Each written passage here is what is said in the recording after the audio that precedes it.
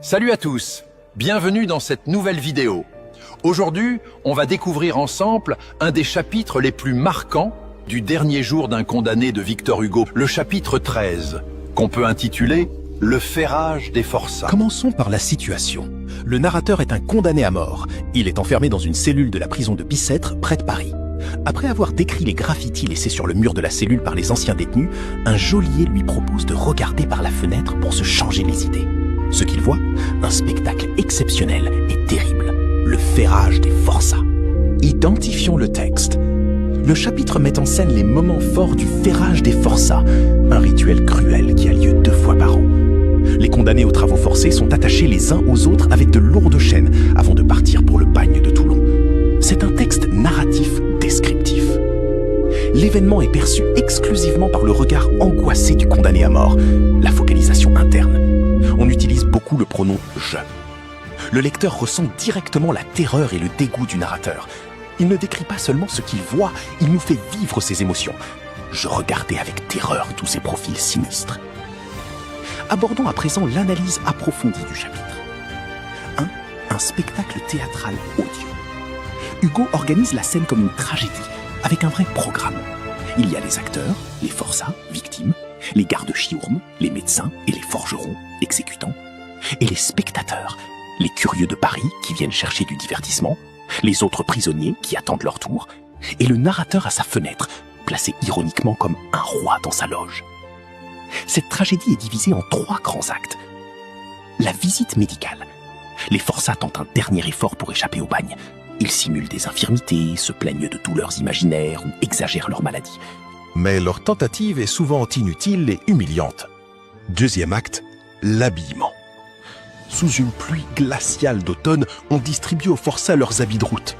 Ces vêtements sont déjà usés et sales. Très vite, ils sont complètement trempés.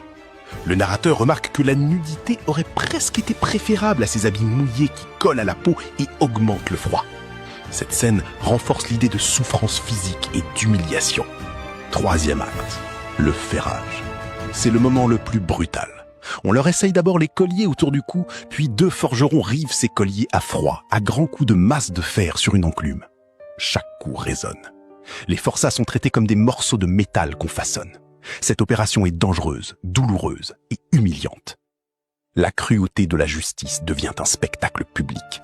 C'est choquant, odieux et pathétique. Cela n'est pas dans le programme.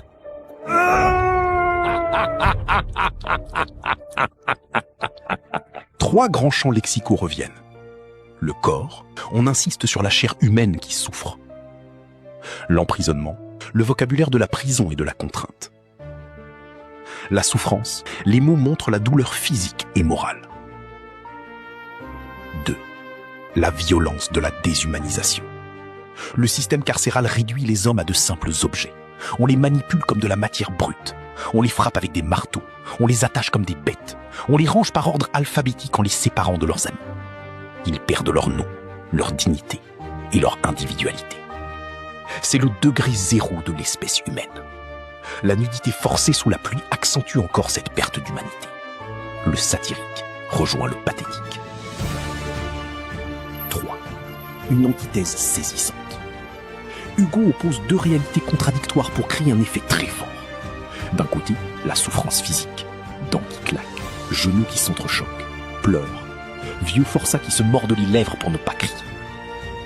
De l'autre côté, une joie paradoxale, chansons en argot, rires déchirants, danse frénétique sous l'orage. Cette allégresse n'est pas vraie, c'est un mécanisme de défense. Elle prouve à quel point le bagne a déjà brisé moralement ces hommes. Cette antithèse rend la scène encore plus tragique et émouvante.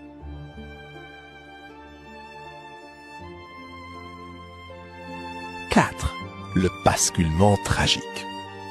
Au début, le narrateur se croit en sécurité. Il observe la scène de loin, comme un simple spectateur. Mais soudain, les forçats l'aperçoivent à sa fenêtre. Ils le pointent du doigt et crient avec moquerie. « Le condamné! Le condamné !» À cet instant précis, les rôles s'inversent. Le voyeur devient le spectacle. Le narrateur comprend que l'horreur qu'il regarde est exactement celle qu'il attend bientôt. Sous le choc, il perd connaissance. Ce basculement rend la scène personnelle et terrifiante. En somme, le chapitre 13 montre la perte totale de l'humanité dans le système carcéral. C'est un miroir. L'enfer que le narrateur observe est le reflet de sa propre tragédie. Tu vois, ce chapitre est dur, mais il est magnifique. Il montre le génie de Victor Hugo. Il nous fait réfléchir en nous touchant profondément. Bravo d'être allé jusqu'au bout. Continue comme ça. Lis régulièrement, note les mots importants et relis tes cours.